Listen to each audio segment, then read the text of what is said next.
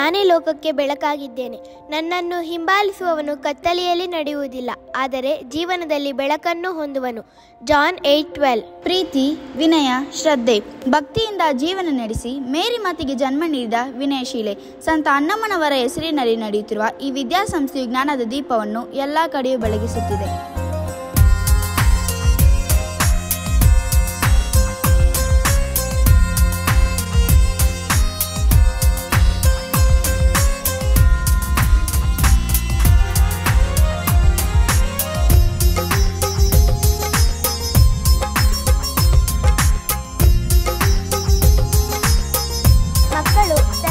ಗಿಂತ ಹೆಚ್ಚು ಅನುಕರಿಸುವುದು ಅಜ್ಜಿ ತಾತಂದಿರನ್ನು, ಅದರಲ್ಲಿಯೂ ಅಜ್ಜಿ ಎಂದರೆ ಎಲ್ಲಿಲ್ಲದ ಪ್ರೀತಿ. ಅಂತೆಯೇ ನಮ್ಮ ನೆಚ್ಚಿನ ದೇವರ ಪುತ್ರರಾದ ಯೇಸು ಕ್ರಿಸ್ತರ ತಾಯಿಯ ಮಾತೆ ಸಂತ ಅನ್ನಮ್ಮನವರು ದೇವರ ಕೃಪಾ ಕಟಾಕ್ಷದಿಂದ ಮೇರಿ ಮಾತೆಗೆ ಜನ್ಮ ನೀಡುತ್ತಾರೆ. ಅವರಿಗೆ ಸಕಲ ಸದ್ಗುಣಗಳನ್ನು ತುಂಬಿ ಬೆಳೆಸುತ್ತಾರೆ. ದೇವರ ಪುತ್ರನಿಗೆ ಜನ್ಮ ನೀಡಲು ಬೇಕಾಗುವಂತಹ ಎಲ್ಲಾ ಸಾಮರ್ಥ್ಯವನ್ನು ಮೇರಿ ಮಾತೆಯಲ್ಲಿ ತುಂಬಿದ ಕೀರ್ತಿ ನಮ್ಮ ಅನ್ನಮ್ಮನವರದ್ದು.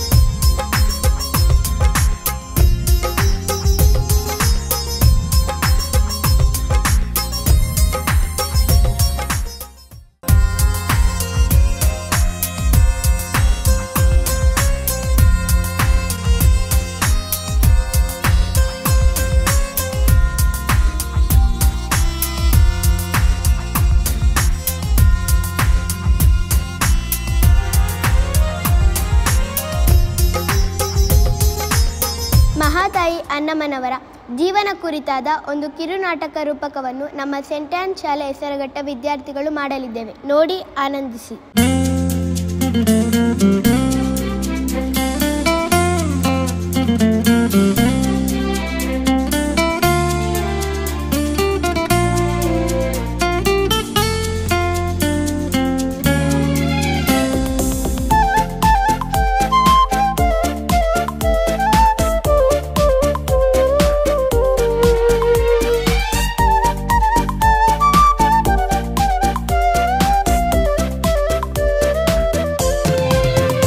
ಸಂತ ಅನ್ನಳ ಮಹಿಮೆಯ ಸಾರುವ ಸ್ತುತಿಗೀತೆಯೊಂದನ್ನು ಹಾಡುವೆವು.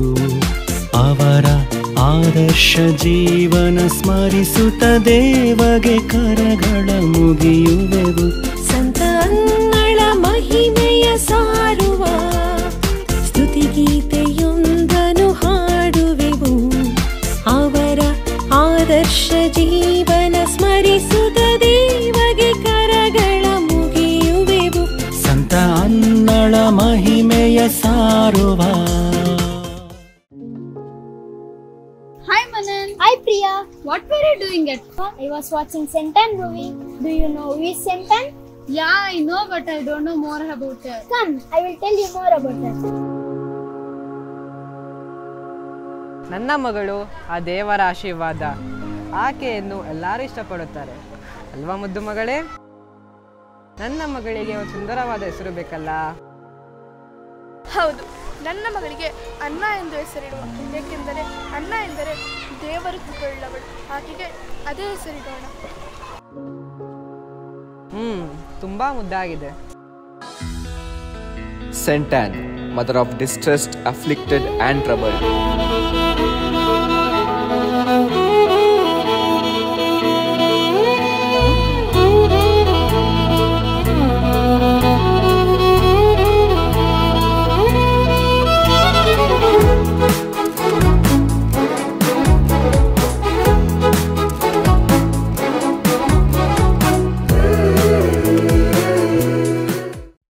ಹೀಗೆ ಬೆಳೆಯುತ್ತಿದ್ದ ಅನ್ನಾಳಿಗೆ ಜೋಡಿಯಾಗಿದ್ದು ಇದೇ ಬುಡಕಟ್ಟಿನ ರಾಜ ಡೇವಿಡ್ನ ವಂಶಸ್ಥನಾದ ಜೋಕಿಮ್. ಜೋಕಿಮ್ ಎಂದರೆ ಪ್ರಿಪ್ರೇಷನ್ ಫಾರ್ ದಿ ಲಾರ್ಡ್. ಈತ ಕೂಡ ಅನ್ನನಂತೆ ದಯಾಳು ಕರುಣೆಯುಳ್ಳವನೂ ಆಗಿದೆ. ಶ್ರೀಮಂತ ವ್ಯಕ್ತಿಯಾಗಿದ್ದರೂ ಯಾವುದೇ ಮದವನ್ನು ಹೊಂದಿರದ ವ್ಯಕ್ತಿಯಾಗಿದ್ದ ಜೋಕಿಮ್. ಈತನೊಂದಿಗೆ ಅನ್ನ ಮದುವೆಯಾಗಿ ಬಹಳ ಸಂತೋಷದಿಂದ ಇದ್ದಳು. ಇವರಿಬ್ಬರು ಎಲ್ಲರಿಗೂ ಮಾದರಿಯಾಗಿ ಜೀವನ ಸಾಗಿಸುತ್ತಿದ್ದರು. ಹೇ, ಅಲ್ಲಿ ನೋಡಿ ಎಷ್ಟು ಮುದ್ದಾಗಿದೆ ಈ ಜೋಡಿ. ಎಲ್ಲರಿಗೂ ಆದರ್ಶ ಈ ದಾಂಪತ್ಯ ಅಲ್ವಾ? ಹೌದು, ತುಂಬ ಮುದ್ದಾಗಿದೆ ಈ ಜೋಡಿ. ಇವರನ್ನು ನೋಡಿದರೆ ನೋಡ್ತಾನೆ ಇರಬೇಕು ಅನಿಸುತ್ತೆ. Anne and Joachim were an ideal couple. They set an example for all couples. ನಮಸ್ತೆ. ನಮಸ್ತೆ. ಹೇಗಿದ್ದೀರಾ? ಚೆನ್ನಾಗಿದ್ದೀವಿ. ನೀವು? ನಾವು ಚೆನ್ನಾಗಿದ್ದೀವಿ. ಬರ್ತೀವಿ. ಹೋಗಿ ಬನ್ನಿ, ಒಳ್ಳೆಯದಾಗಲಿ. ಎಂಥ ಮುದ್ದಾಗಿದೆ ಅಲ್ಲವೇ ಆ ಜೋಡಿ? ಹೌದು. ದೇವರ ಮೇಲಿನ ನಂಬಿಕೆ, ಶ್ರದ್ಧೆ, ಬಡವರು ಎಂದರೆ ಇವರಿಗೆ ಮಿಡಿಯುವ ಹೃದಯ. ಇವರನ್ನು ಎಷ್ಟು ಹೊಗಳಿದರೂ ಸಾಲದು. ಎಲ್ಲರೂ ನಿಶಬ್ದ. ಇದು ಜೋಕಿಮ್ ಮತ್ತೆ ಅಣ್ಣರವರು ಅವರ ಆಸ್ತಿಯ ಹಂಚಿಕೆ ಬಗ್ಗೆ ತಿಳಿಸಲಿದ್ದಾರೆ. ಎಲ್ಲರಿಗೂ ನಮಸ್ಕಾರ. ನಿಮ್ಮೆಲ್ಲರ ಪ್ರೀತಿಯಿಂದ ನಾವು ತುಂಬ ಚೆನ್ನಾಗಿ ಜೀವನ ನಡೆಸುತ್ತಿದ್ದೇವೆ. ಇಂದು ನಾವು ನಮ್ಮ ಆಸ್ತಿಯನ್ನು 3 ಭಾಗಗಳನ್ನಾಗಿ ಮಾಡುತ್ತಿದ್ದೇವೆ. ಅದು ಏನು ಅಂತ ಅಣ್ಣ ನಿಮಗೆ ತಿಳಿಸುತ್ತಾರೆ. ಹೇಳಿ ಅಣ್ಣ. ಎಲ್ಲರಿಗೂ ನಮಸ್ತೆ. ಇವತ್ತು ನಾವು ನಮ್ಮ ಆಸ್ತಿಯ ಹಂಚಿಕೆಯ ಬಗ್ಗೆ ಹೇಳುವ ಶುಭದ ದಿನ. ನಾವು ನಮ್ಮ ಆಸ್ತಿಯನ್ನು 3 ಭಾಗಗಳನ್ನಾಗಿ ವಿಂಗಡಿಸುತ್ತಿದ್ದೇವೆ.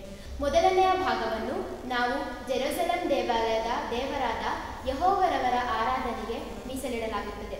ಎರಡನೆಯ ಭಾಗವನ್ನು ಬಡವರ ಕಷ್ಟ ಸಹಾಯಕ್ಕೆ ಮೀಸಲಿಡಲಾಗುತ್ತದೆ. ಮೂರನೆಯ ಭಾಗವನ್ನು ನಮ್ಮ ಕಷ್ಟಕ್ಕೆ ಮೀಸಲಿಡಲಾಗುತ್ತದೆ.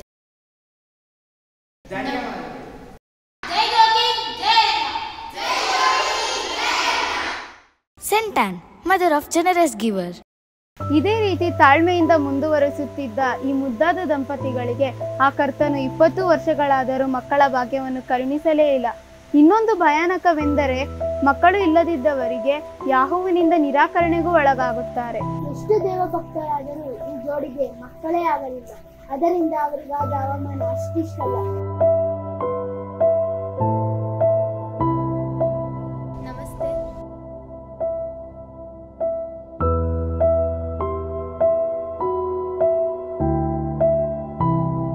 ಅಲ್ಲಿ ನೋಡಿ, ದೇವರಿಗೆಷ್ಟು ಮಾಡಿದ್ರೇನು, ಏನೋ ಅವಳಿಗೆ ಮಕ್ಕಳೇ ಆಗಲಿಲ್ಲ. ಬಂಜೆ ಅವಳು, ಬಂಜೆ ಬಂಜೆ.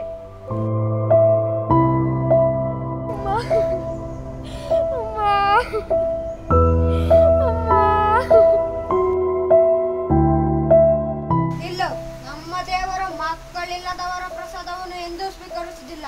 ಹೋಗಲಿಂದ ಹೋಗು. ಹೀಗೆ ಮುಂದುವರೆದು ತನ್ನ ಮುಖವನ್ನು ಯಾರಿಗೂ ತೋರಿಸಲಾಗದೆ ಸ್ವತಃ ತನ್ನ ಹೆಂಡತಿ ಅನ್ನಾಳಿಗೂ ತೋರಿಸದ ಮುಖ ಜೋಕಿಮ್ ಮರುಭೂಮಿಯತ್ತ ತನ್ನ ಮುಕ್ತಿಗಾಗಿ ಸಾಗುತ್ತಾ ಹೋಗುತ್ತಿರುತ್ತಾನೆ. ಇತ್ತ ಪತಿ ತನ್ನಿಂದ ದೂರವಾದ ದುಃಖದ ಜೊತೆಗೆ ಮಗುವಿಲ್ಲದ ದುಃಖವನ್ನು ದಿನ ನುಂಗುತ್ತಾ ಬದುಕುತ್ತಿರುತ್ತಾಳೆ. ಎಷ್ಟೇ ಆದರೂ ಕರ್ತಾನೇ ಅಲ್ವಾ. ತಾನು ನಂಬಿದ ಭಕ್ತರನ್ನು ಆತ ಎಂದೂ ಕೈ ಬಿಡುವುದಿಲ್ಲ. ಒಂದು ದಿನ ಮಗು ಹೇಳು ಮಗು. ನೆಮ್ಮದಿ ಕಳೆದುಕೊಂಡ ನಿಮಗೆ ಇದೀಗ ಸಿಹಿ ಸುದ್ದಿ ಸಿಕ್ಕಿದೆ. ಆ ಕರ್ತ ನಿಮ್ಮ ಮೇಲೆ ಕೃಪೆ ತೋರಿದ್ದಾನೆ. ನೀನು ನಿನ್ನ ಪತ್ನಿ ಅನ್ನಾಳ ಬಳಿಗೆ ಹೋಗು. ಈ ಬಂಜೆತನದಿಂದ ನಿಮಗೆ ಮುಕ್ತಿ ಸಿಕ್ಕಿದೆ. ಶೀಘ್ರದಲ್ಲೇ ನಿಮಗೆ ಮಗು ಹುಟ್ಟಲಿದೆ. ಒಳ್ಳೆಯದಾಗಲಿ ಮಗು.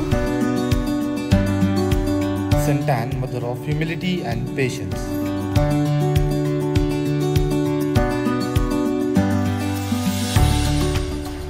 ನೀನು ಭಯಪಡಬೇಡ ಅಣ್ಣ, ನಮಗೆ ಮಕ್ಕಳಾಗುತ್ತೆ.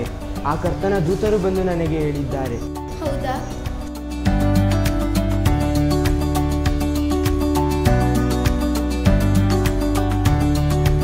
ಆ ಕರ್ತ ಕೊನೆಗೂ ನಮಗೆ ಮಗುವನ್ನು ದಯಪಾಲಿಸಿದ.